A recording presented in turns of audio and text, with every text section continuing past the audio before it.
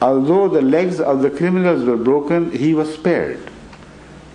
Why? I believe out of special courtesy and out of some secret orders. While within 3 hours the death was not normal to have occurred. Again, when you read Bible, you'll be surprised to find this expression of wonder when Pilate was told by Joseph of Arimathea that he's dead, so hand over his corpse to us and we'll give it to the Christians for a decent burial. He said, already dead?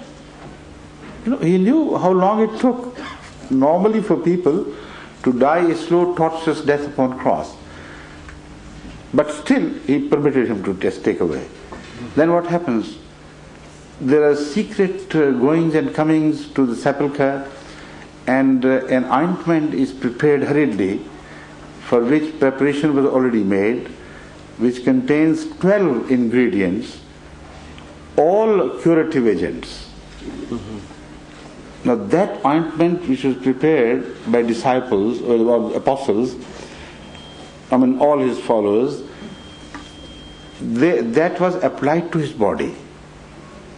It contained myrrh, it contained some sulfur elements and other things which were known to be the curative agents of the time. And this prescription is still used by many an Oriental healer in the East as the most effective ointment for wounds. So if he had already died, then there was no question why he should have been applied that ointment. And again, there was no question of any secrecy about his whereabouts.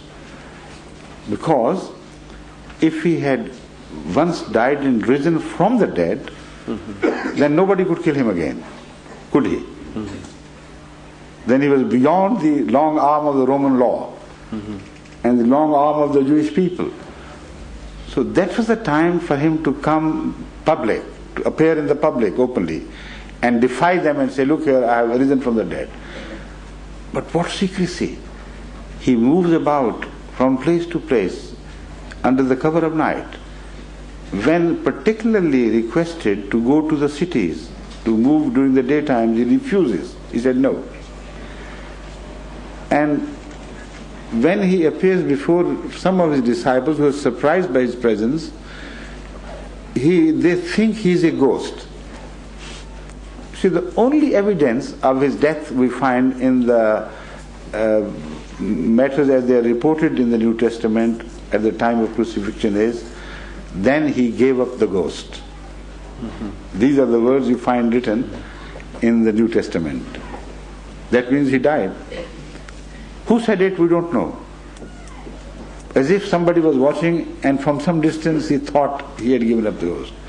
So evidence is a bit weak and not entirely dependable. But when it is completely rejected by Jesus Christ himself, then even a flimsy evidence like such, nothing is left of that evidence at all. When his nature was suspected to be that of a ghost by his own followers, he said, no, I'm not a ghost. I'm the same Jesus Christ, in the same body. Come and touch me. Feel my wounds. Look here, look there. I'm not a ghost. And to prove the point beyond, that he had not risen into an ethereal form which apparently looked like human, he inquired from them if they had any food for him to share. They said, yes, we are eating bread and fish. He said, please give me some. And a portion of that was given to him.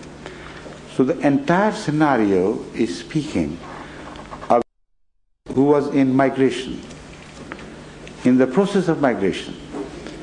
And this is a universal phenomenon proved from the Bible as well as from the Holy Quran, that all the brave prophets of Allah, although they defy all threats to their lives during the first phase of their ministry, when they are weakest, when they are told to migrate, they go into hiding. They do it quietly. So, Like Moses did in the dead of the night, like Lot did, they all left their country in quiet and without the knowledge of the people around.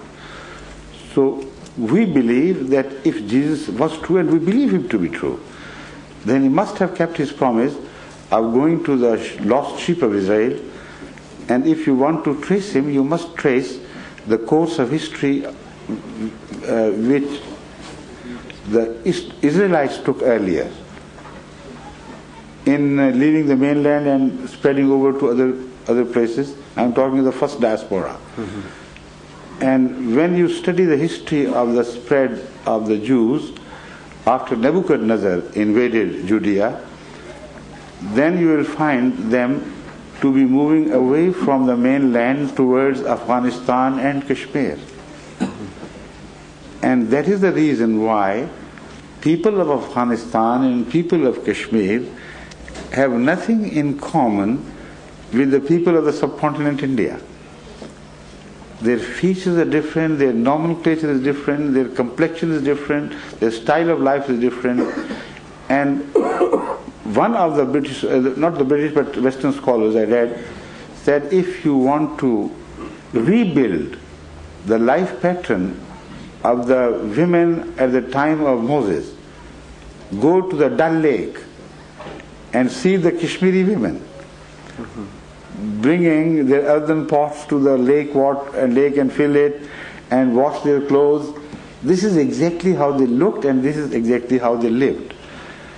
So the scholars are in no doubt about the origin of the people of Afghanistan and the people of Kashmir as belonging to the same Israelite stock. So if Jesus was true, and we believe he was true, he must have kept his promise. He must have gone in search of these lost tribes and delivered his mission to them and completed his ministry. So this is the scenario as we say it.